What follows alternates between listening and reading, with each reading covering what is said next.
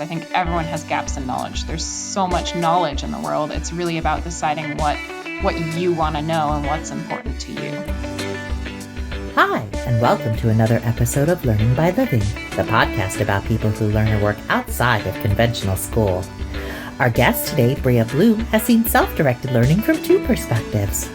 Bria is a born and raised unschooler who now has the daily joy of parenting a self-directed learner. She is also a passionate advocate for self-directed education and young people's rights, and channels this into her work with various organizations, including the Alliance for Self-Directed Education, where she's the executive director. Kevin and Bria sat down to talk about Bria's unschooled childhood, the transition into college, and going on to help raise a self-directed child. Stay tuned for a great episode. Hey, Bria. Hey, Kevin. How's it going? Oh, it's going well. How are you doing? Pretty good. Yeah. Good. Excited to have you on the show today. Yeah, it's great to be here. Thanks for interviewing me. I'm excited to talk about some stuff today.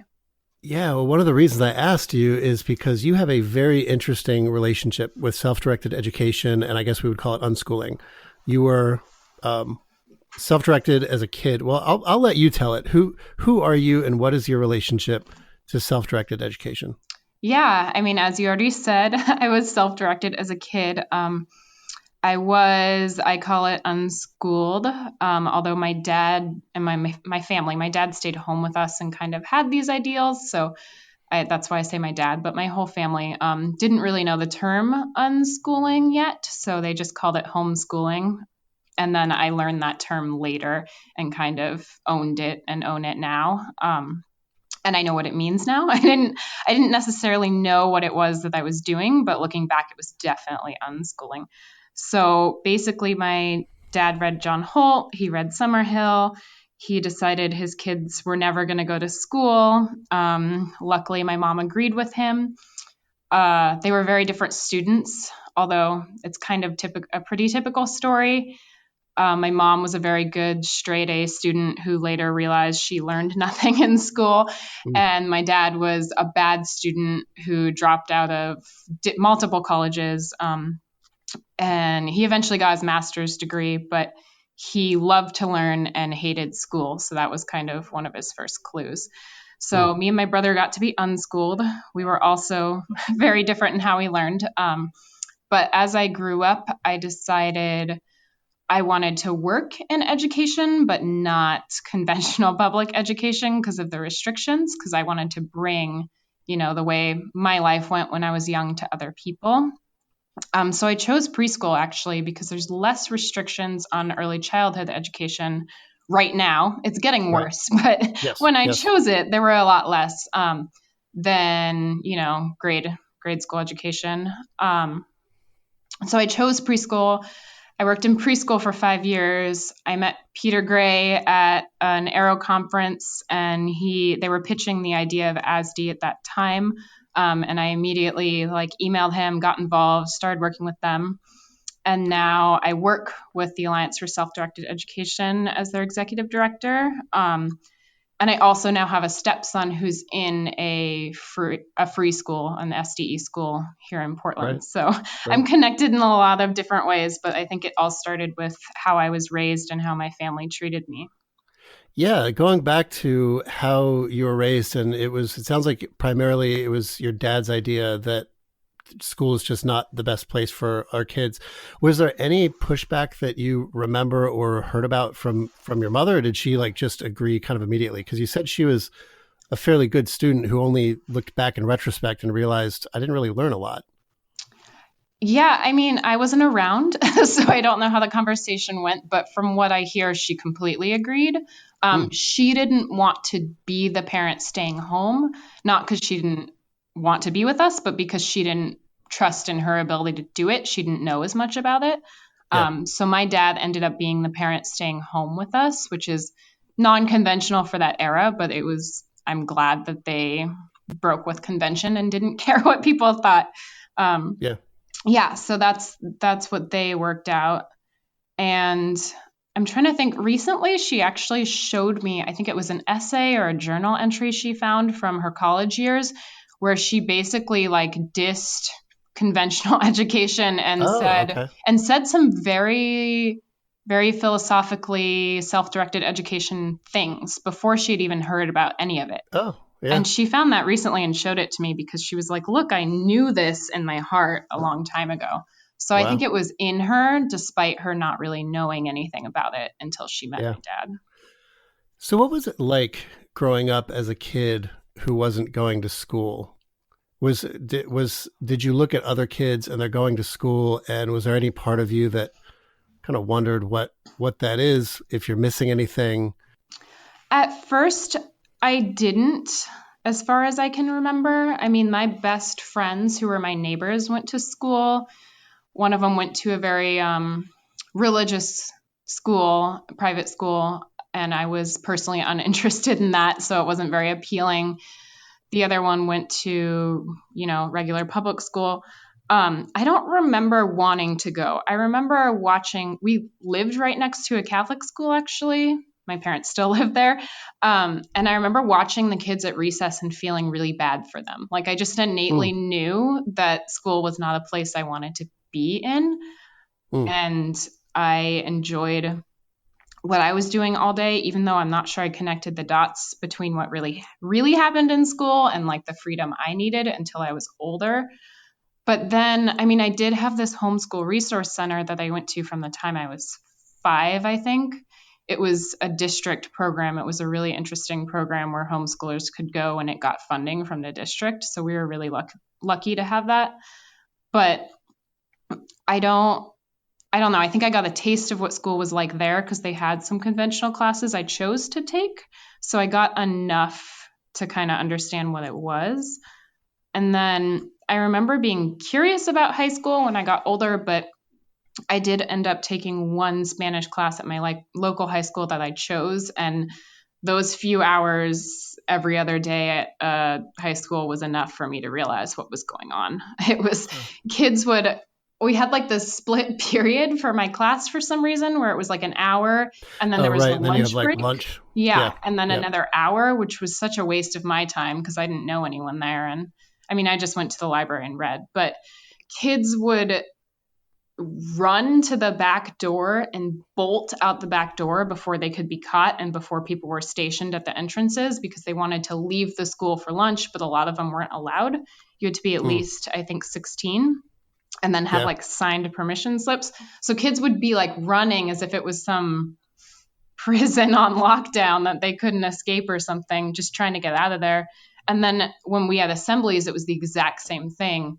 If there was an assembly after my class, kids would just bolt out back doors and try and escape. And I got stopped a couple times and had to show them my schedule and argue with them for 5 minutes and prove to them that I wasn't a full-time student to get out of there. And sometimes I got caught in assemblies and wasn't allowed to leave. So it's a pretty quick realization that this is what school is like, and I didn't care to be there. And the kids in my class hated the class, which I had chose. So that was really interesting because I had fought to be in that class. And my parents had fought to get me into that class. And the kids there just hated it. They didn't want to be there. Yeah.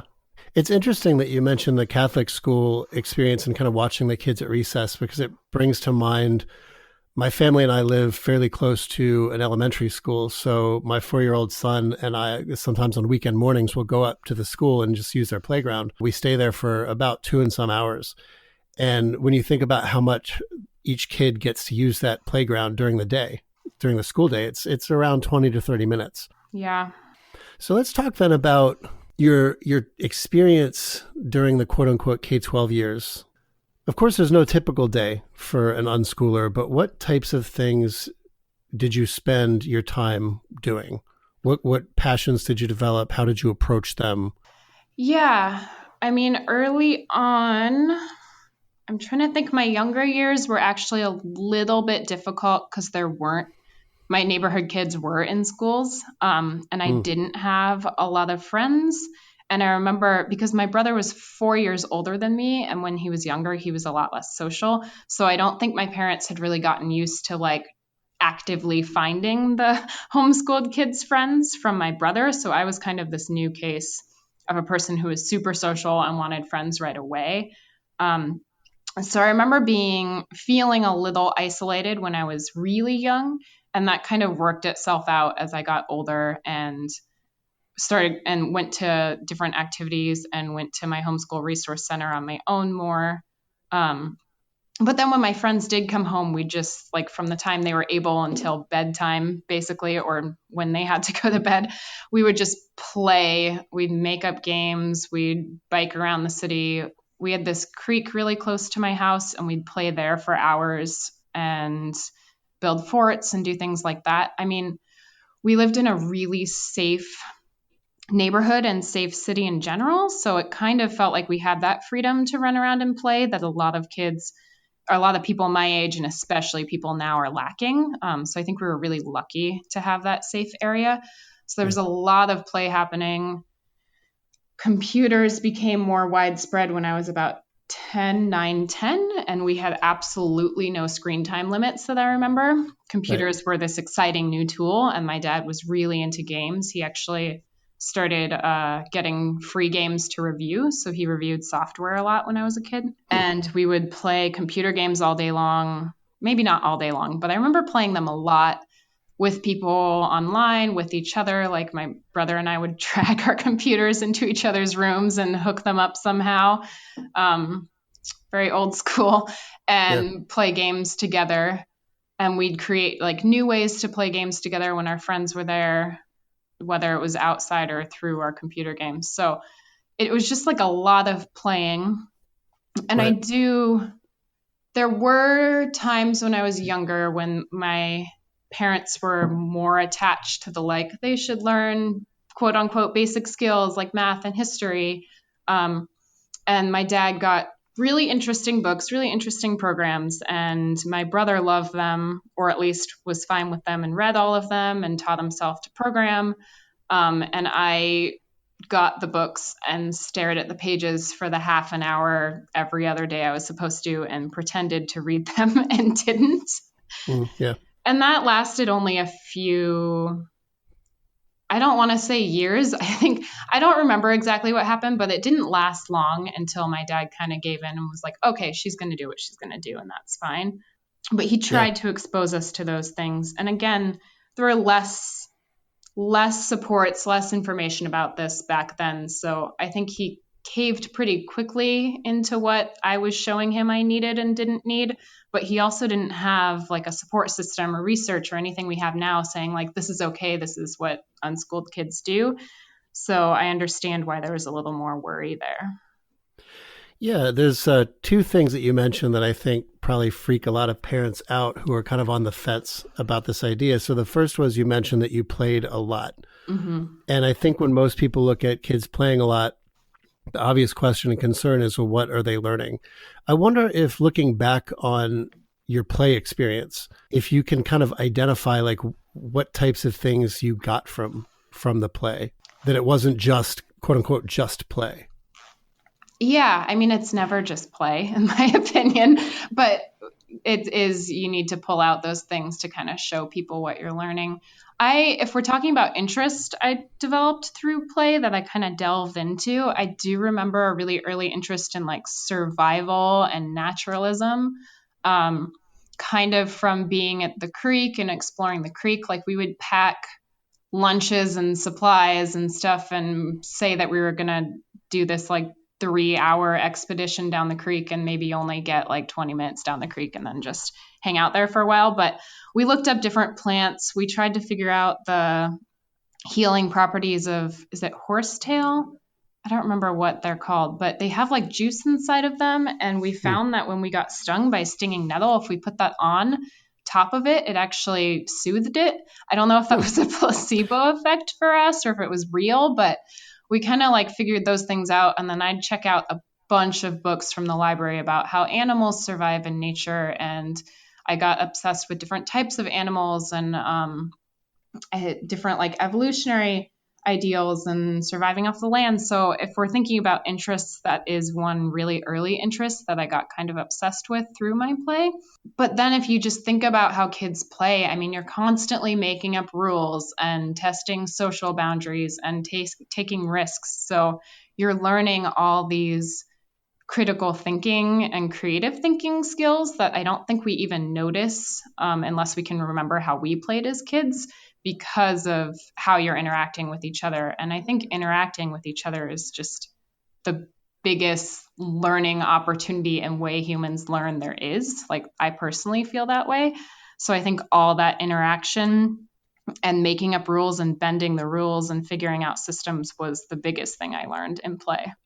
And then you also mentioned earlier that your father at some point got into the idea that my kids need to learn the basics. And you mentioned your brother really took to the books that your father brought home, but you really didn't. So you kind of gave up on, okay, she's going to do what she's going to do. For a lot of parents, that's still a really tricky issue of how are my kids going to learn those basic things like the math and the social studies and the language and stuff like that. So in retrospect, how did you end up learning a lot of that stuff, even though you didn't go to school? I was just talking to my friend the other day about how my grandmother, my dad's mom, used to call me on the phone and give me math problems, which sounds like a really I can't remember what her job was, but it had to do with like math and balancing checkbooks and stuff like that. So she was really into math, and it sounds a little coercive, but it wasn't, because I really liked it. And she'd give me these math problems and I'd do them all in my head. And when I was done, she'd say, how'd you do that? How did you get the answer? And I'd tell her. And there was never this idea that I got the answer in the wrong way. She never judged or told me to do it in any other way. She just wanted me to think through how I got there. And then I was doing finances for my business the other day and trying to work out some very strange division of how I was going to pay certain people. And I did the math in a really weird way that I don't think anyone else would do. And that happens to me all the time, but it works. It works, and I can figure it out without having to use any formulas or systems or look anything up. And I've always been like that. And I realized really early on that I do math in my head, I think, better and more happily. Like, I like it than a lot of people around me. Right. Yeah. Whereas in school, if you do it in your head, the idea is show your work, and usually that's part of the grade.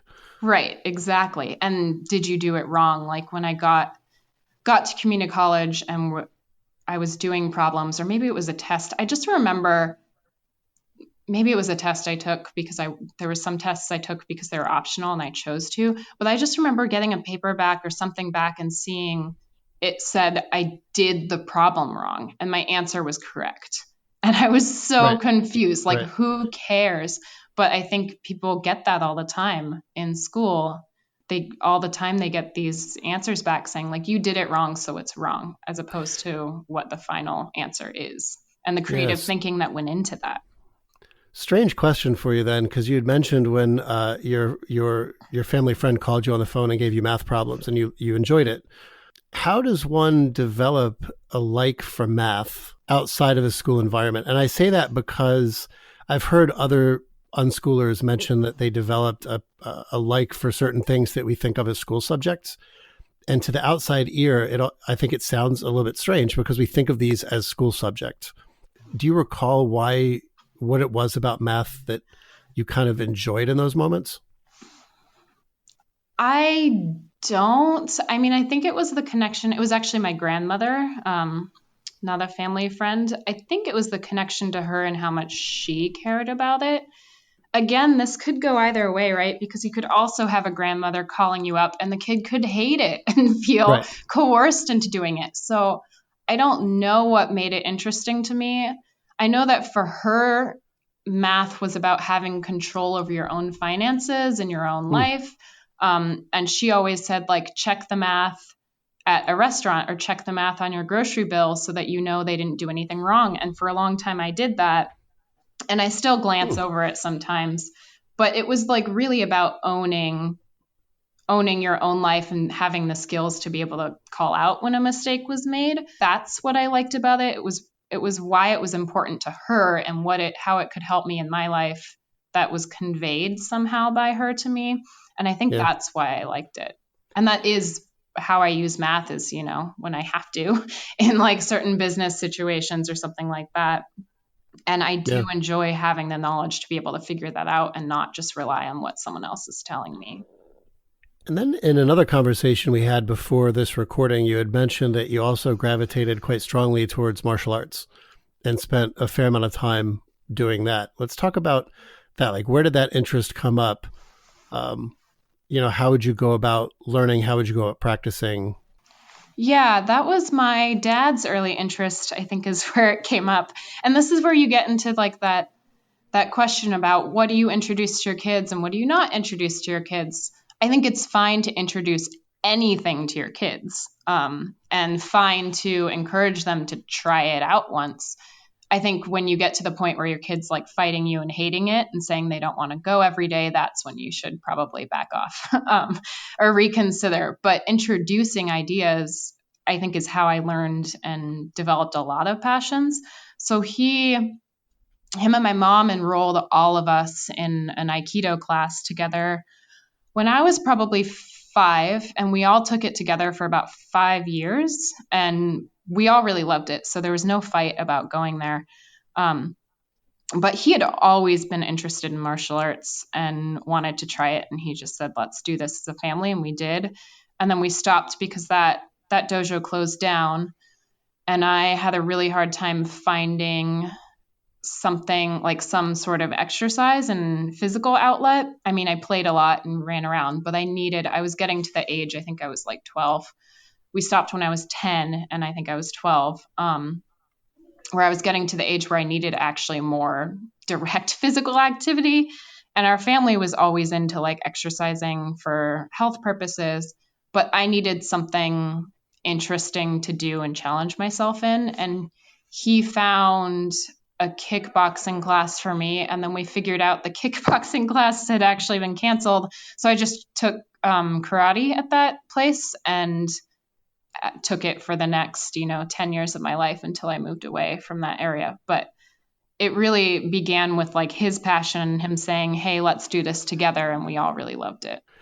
And at some point you decided that you wanted to go to college. So let's talk about the transition from unschooling through the quote unquote K-12 years into college. I know that's a big concern for people. So first of all, when did you start thinking, I really would like to go to college? And then let's talk about how did you go about that process? Yeah, well, I think in that era, there wasn't as much student debt. I was raised by the baby boomer era, to be honest. And baby boomers, I think a lot of them were so, like, college was so cheap and easy, and it was the route to success. So I think in a lot of families in that era, it was just like, I mean, it still is like this, but people are getting wise to how much college costs and how it doesn't always get you where you need to be. But at that point, it was really the route to getting a job and figuring out what you want to do with your life. So it just seemed kind of expected, and it didn't feel expected in a coercive way. It just felt expected in a like, this is what you do, and it's really exciting. And I was really excited for it. So I didn't actually question it at the time. And I didn't question it after my bachelor's either. I was really happy to have that experience. I started questioning it later, but that's a different story.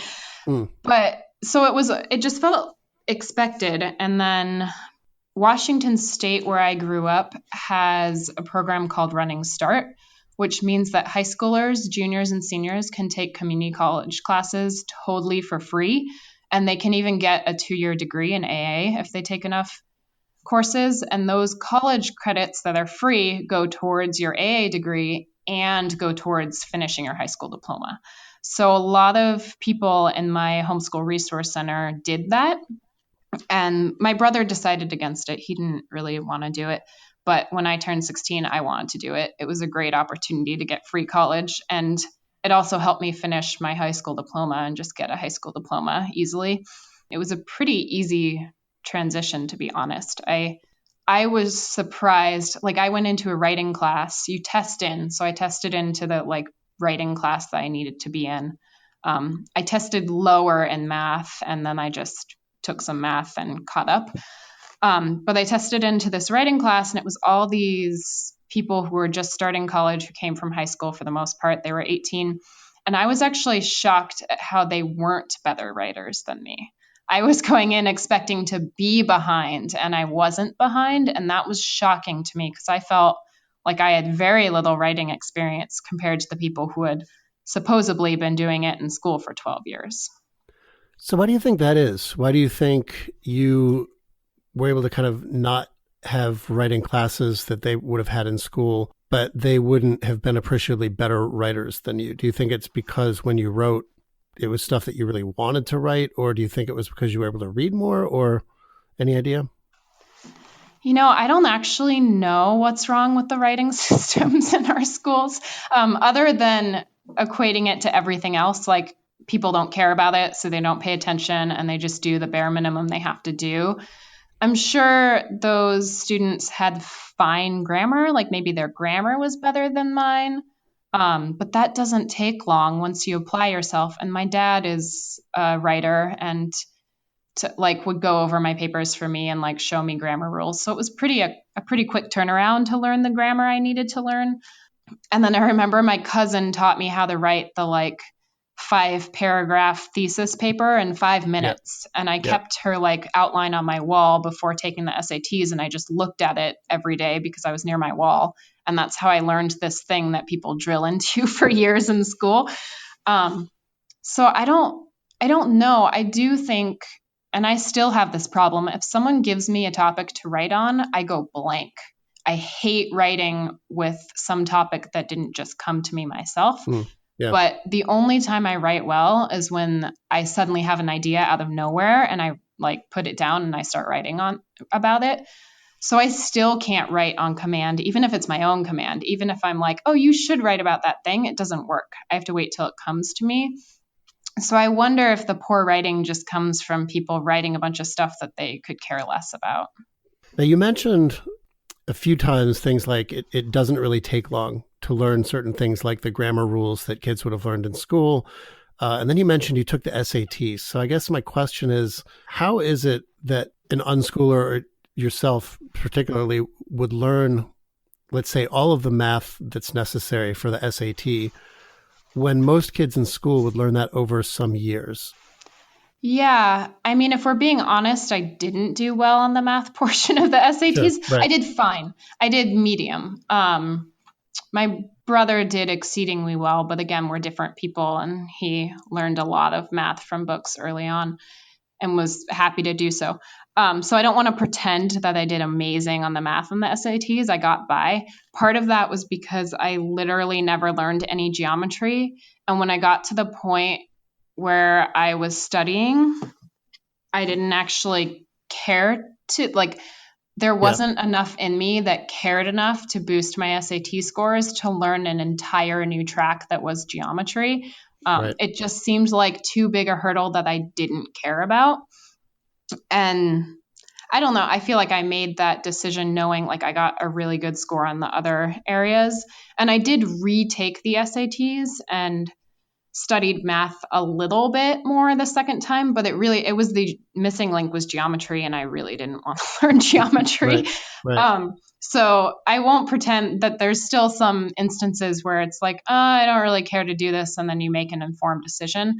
I did read this Hack the SATs book the second time over, and they told me that they read your papers so quickly, they don't even read what you have to say, and that to boost your paper score, you want to put fancy grammar in. So they literally said, learn how to use a semicolon, learn how to use parentheses, add those into your paper. And I did, and my score went up 100 points in writing. Yeah, that's always sort of revealing to me is there's a lot of books about game the SAT or kind of hack the SAT. And it just seems like if you can hack or game the SAT doesn't really test what it seems like it's supposed to test, which is your academic ability. It tests more do you understand the logic of the test? Yeah, exactly. What about the transition into college? So you mentioned at 16, starting to do community college classes and then getting into, I guess, a conventional 4-year college. Did you find the classroom structure at all difficult, or was it easier?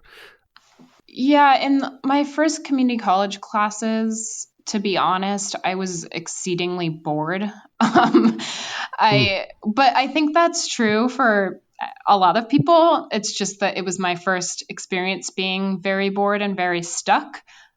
So I did things like wrote journals during classes, and then I'd just catch up. Like I learned how to game the system in the classes I was bored in. So I just catch up on the reading or the test materials later. I think everyone does that. I think it's a survival skill. And I didn't do that in all my classes. It was just the ones I was bored in. So I think it was really just learning that, like, how to survive when you're bored skill a little bit later than everyone else. Yeah. I don't want to lie and pretend that I was like perfectly interested and happy with everything. But in terms of that transition, it wasn't that difficult. And then when I was interested, when I got to university, a lot of my classes were like Spanish, which I loved and I chose to take. And I went to an alternative like school within my university, my second 2 years. And a lot of those were like highly discussion based small group classes. And I was really fascinated by those. And I already knew how to have discussions and learn that way and read and write papers. So the transition was not difficult at all. I think the only difficult transition was when I was bored in class and had never been, or not never, but had rarely been forced to be in a class that I was bored in before. So I had to figure out what to do with that. Yeah. And then there's the gaps in the knowledge question, which is you go to university and at some point, did you ever experience something where it seemed like all the other kids knew something and you must not have learned that before? And if so, how did you handle that? That's definitely something that happens. Early on, I would like kind of use the joking like, oh, I was homeschooled as a joke in those situations. And people knew that I believed in homeschooling and didn't think it was a bad thing to have those gaps. So I didn't feel like it was a detriment to the homeschooling movement to say that. But now I don't really joke about it anyway, because I would rather not even use that language or push that idea. But it really was, some of it's history facts. And history facts are interesting because some of us memorize them and some of us don't. So while I knew less history facts or less like geography is another example than other people, there's still people who have those gaps in history or gaps in geography because they just forgot or didn't care to listen. So I don't think I was alone in that. But yeah, some of it's history and some of it's geography. And I would just, if I cared about it, if I really wanted to know about it, I would look it up later. And then I'd learn something and usually learn something really interesting. And if I didn't care, I'd just like ignore it and not talk about it. And it wasn't a big deal. I think everyone has gaps in knowledge. And I think maybe homeschoolers just have different gaps in knowledge than other people.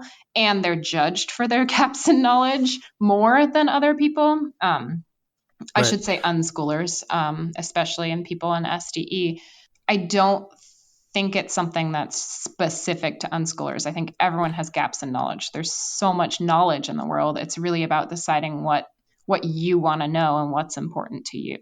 Yeah, the way I always like to think of it is that everyone, like you said, has gaps in their knowledge. It's just that there's a certain knowledge that we've deemed kind of like culturally expected that you have. And if unschoolers have gaps in their knowledge, it's usually gaps in that. Whereas nobody expects you to know how to like fix a bike or something like that, right? So if a school kid gets out of school and doesn't know how to fix a bike, that's not a big issue.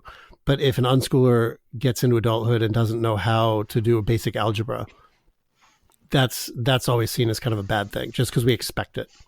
Yeah, and I think it's actually about learning how to own your gaps in knowledge and own what that means and be confident in the fact that if you haven't learned it, it's because you don't need it right now. And you can always learn it later if you want to. Like a gap doesn't mean you missed something that you can never go back to.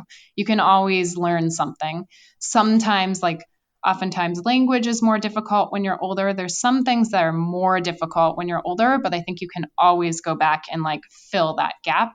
So I think it's really, for unschoolers and other people in SDE, it's more about building the confidence to say this is okay, even though the conventional world says it's not. It actually is okay. And I know all these other things that are important to me. Yeah. And now you have a stepson who is also self-directed in his own learning. So let's talk about kind of what you see with him and whether you recognize certain things in his experience from your experience or whether he kind of does it differently than you did. Yeah, I mean, he's a lot different than I am or was as a kid. As I said, I was really social. I was always going, like, new activities were super exciting to me. New classes with new people were super exciting to me. So I wanted to take as much of a variety as possible and try things out.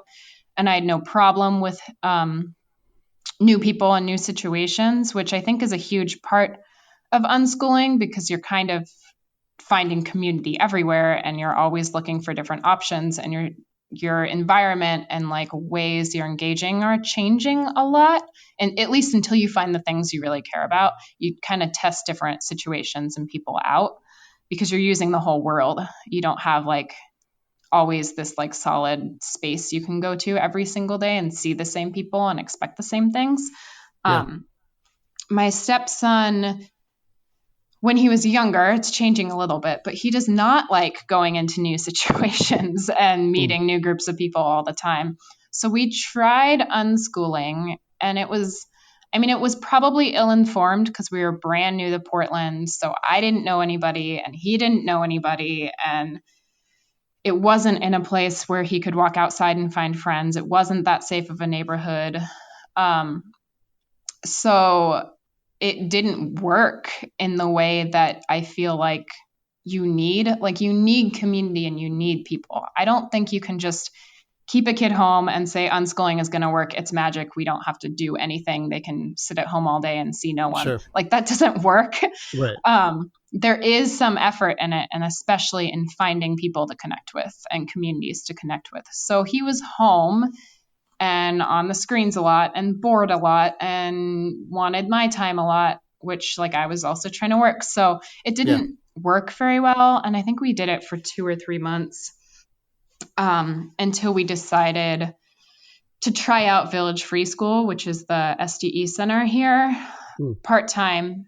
And it was really hard at first because new things are really hard, or were really hard for him then. They're not really as much anymore. And because his experience in conventional school, as short as it was really awful, he was worried about it feeling like that again. But he loved it. And after, I think he was there 3 months that year, and then he was like, can I go full time? So now he goes full time there. So for him, it was really about having that like consistent environment, consistent friends to go to and see every day. And I don't see what he's doing as much different than what I was doing when I was young. I just had the neighborhood to be in and kids around the neighborhood to be with. And he has, a center to be in and kids at the center to be with. Having been self-directed in your own education and having a stepson who's self-directed, I think you went over a few of the challenges of self-directed education, right? It doesn't always work in any particular environment. So for your son, it was just really hard to kind of stay home and not really have a network. Any other challenges, downsides that you see in terms of self-directed education, maybe from your own experience as a kid or? I mean, I think a really obvious one is socioeconomic status. My family sacrificed money for sure to have one parent home. And when you sacrifice to have one parent home for 10 years, sometimes that turns into forever, because especially with women, I mean, it was my dad in our case, but especially with women, it's hard to enter the workforce after leaving for that long. And I think for everyone it is. So you're sacrificing something. And sometimes one parent makes a lot of money and it's different. That wasn't the case for us, but it's definitely a choice. And then for some people who don't have those resources for one person to stay home, it's a choice they can't really make. So you have to recognize that money is a very real reality and public school is free. And that's something people struggle with. And I'm not going to pretend that's easy or doesn't exist. I also think it takes a lot of work to constantly like de-school and question and trust your children. And I mean, it shouldn't take work necessarily. These things should be natural, but we're so schooled to think that certain things are the way they should be that we have to actually undo all of that. Yeah. For my dad, I mean, he wasn't there wasn't all this like deschooling information. And I think his deschooling came from us challenging him. And to his credit, my mom's credit, they raised us to challenge them, and they accepted when we challenged them, and they respect us. So that really worked, even without all the like information that's out now. So I think like one of the hurdles is that like it's not easy, and it is work to keep doing this. And you do have to have this really clear mindset that you're going to trust your kids, and you're going to go against what so many people are saying you should be doing, and you're going to stay strong and confident in that. So I think that is a huge challenge.